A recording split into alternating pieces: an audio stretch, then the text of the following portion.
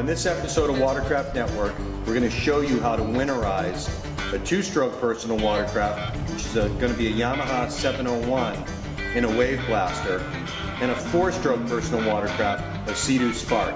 So stay tuned. We're going to start off by winterizing this 2016 SeaDoo Spark, which is a four-stroke, and we need two things in order to do that: some RV Marine antifreeze and some fuel stabilizer.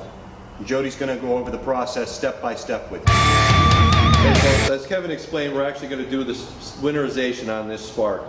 Now, one of the things with SeaDoo, they actually have a port right off the back of the boat, which is right back here, and you actually use this fitting right from SeaDoo. There are some aftermarket ones that you can get, but it screws very conveniently into the backside here. Turn it in, and it's got a quick connect.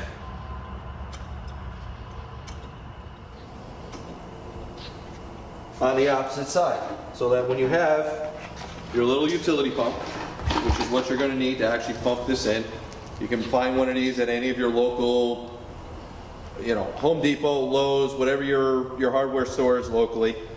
Just put that in a small bucket, and then you'll have a little extension hose. And this extension hose got a quick connect on it. Once you hear that snap, you know you're good. Now, one of the things that I do, these are roughly about an 8-gallon tank in the Sparks. You're going to take whatever you're going to use for your fuel stabilizer, and with this particular one, I use a little cheap bottle.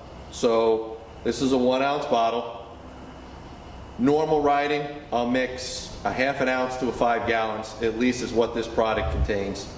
So this, for winterization, I'm going to dump in a full ounce, and just go by the marks that are on the side of the bottle. And again, one of the things I'll usually do is if I know I'm going to winterize the boats, I'll actually put this in at least before I leave the launch for the last time. This way it gives it a chance to get in there, mix up, get in the fuel system, so when I start it for the last time, I know it's good. And good and mixed up. Close that up. Take a gallon of the RV antifreeze. Again, buy this at any local hardware store, home improvement, auto parts store, wherever you can find it. It's all the same. Put roughly the gallon in here.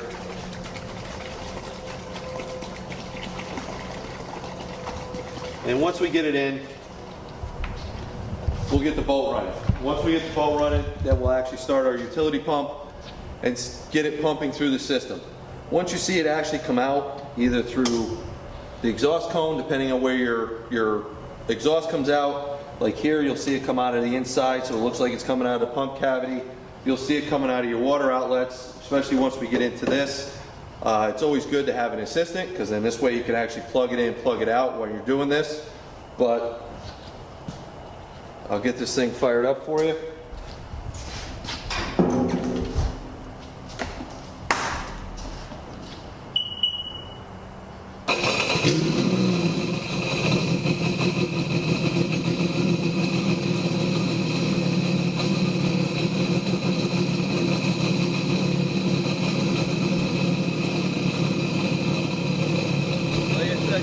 Start to see it come out through here. Once we get a good flow, plug it, turn off your machine, you're done. Now, some of the four strokes, like on these SeaDoos and some of the other SeaDoos, they'll actually have a port for the throttle body.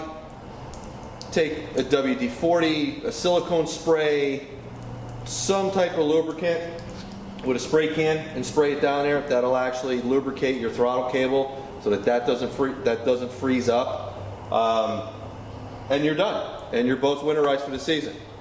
We'll do the wave blaster now next. Jody's going to show you how to winterize a two-stroke personal watercraft. And whether it's a Kawasaki, a Yamaha, a SeaDoo, or a Polaris, they're all pretty much the same in terms of how we're going to go about winterizing the PWC. The only thing that we're going to need that's different from the four-stroke is some fogging oil. So now Jody's going to show you how we go about winterizing a two-stroke personal watercraft. All right, so now I'm actually going to go through and do a two-stroke. This is a older Yamaha 701. It's actually my daughter's boat. And I've actually made a little tool to make my life a little easier. Now, Kevin had mentioned about going on Google, trying to find out where your water comes in. What I did, I just went to the local hardware store again and just made a little Y adapter. Now, what I do here is where it comes out of the head and goes into my head pipe, I actually jumper this here like this and then run my feet in. So now I'm actually forcing it through the motor, forcing it through the pipe at the same time. So I'm not winding up the two-stroke. It does go through relatively quickly, but I can get it in, get it out, get it done very quick.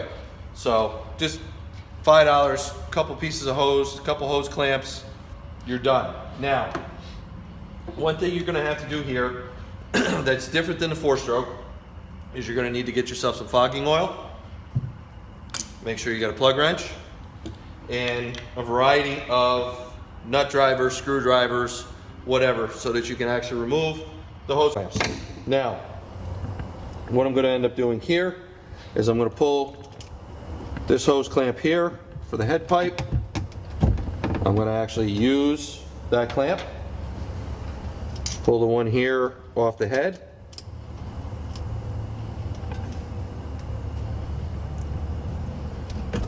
Get that one off, get these out of the way. Again, I'm going to use this hose clamp and use it on my little gizmo.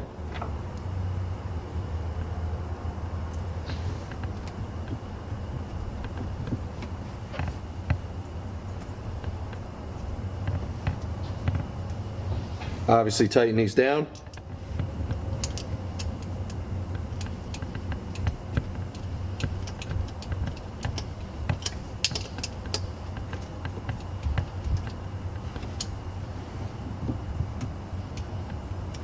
Now, the other thing I've done is compared to the four-stroke that I was using on the Spark, I've changed the hose on my siphon pump. Because what I want is this hose here to go up on there. Now I've topped off my pail. Get some of my stuff out of the way. Bring this up here. Get this situated. Tighten this clamp down. Now, again, I would have gone through, I would have put the fuel stabilizer in before I know I'm coming through and doing the ride, so this way it's all mixed into the fuel system, in through the gas. And now, I'll get this fired up.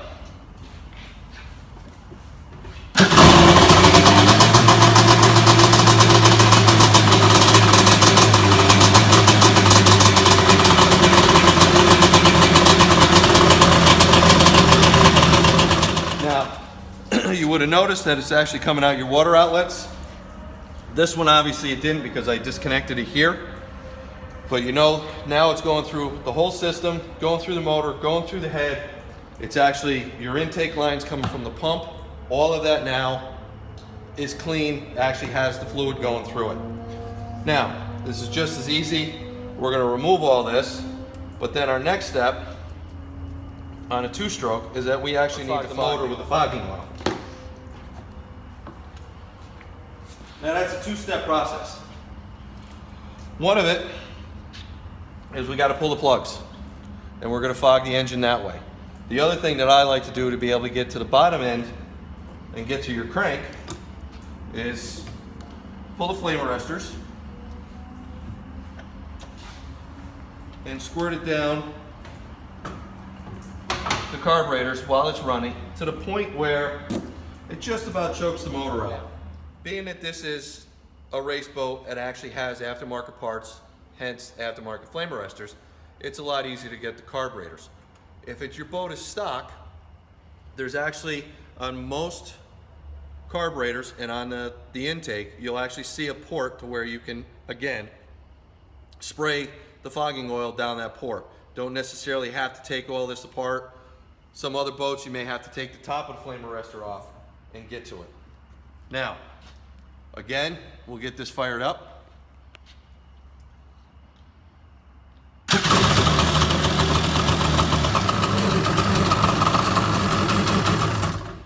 just literally spray it till we choke the thing out.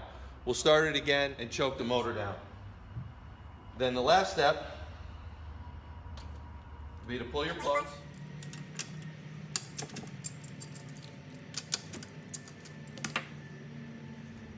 And on these, you're going to want to ground them out. And what I mean by grounding them out is you obviously don't want to hurt your ignition system. So you put them in the caps and actually ground them to the motor. So this way it's making a connection just as if it would. Now what you do here is the same deal. Actually spray your fogging oil down the spark plug holes, okay? Crank the motor over. Once you crank it over, do that 3-4 times. Make sure that it's good and you have a good amount inside the cylinder. Put your plugs back in. Obviously, if you make your little gizmo like I did, take this, put your cooling lines back on, and then your last step would be to remove the battery. And then once you remove the battery, you'll actually take that, put it on a battery tender. When it's time to start your beloved toy in the spring, you'll be ready to go. Thanks for watching this episode of Watercraft Network. And please remember, what we showed you was a condensed version of winterizing personal watercraft. It's going to take you a little bit longer in your garage or in your driveway. So if you go start the process and you think, wow, they really ran through it, because we just didn't want to take all night filming an episode that's really going to be time consuming. As we tape this episode, a lot of our friends are out at World Finals competing in closed course racing, and we wanted to give a shout out to both Pete and Terry Burke. Wish them the best out there and hope that they finish really well. Also, be on the lookout for upcoming episodes of Watercraft Network.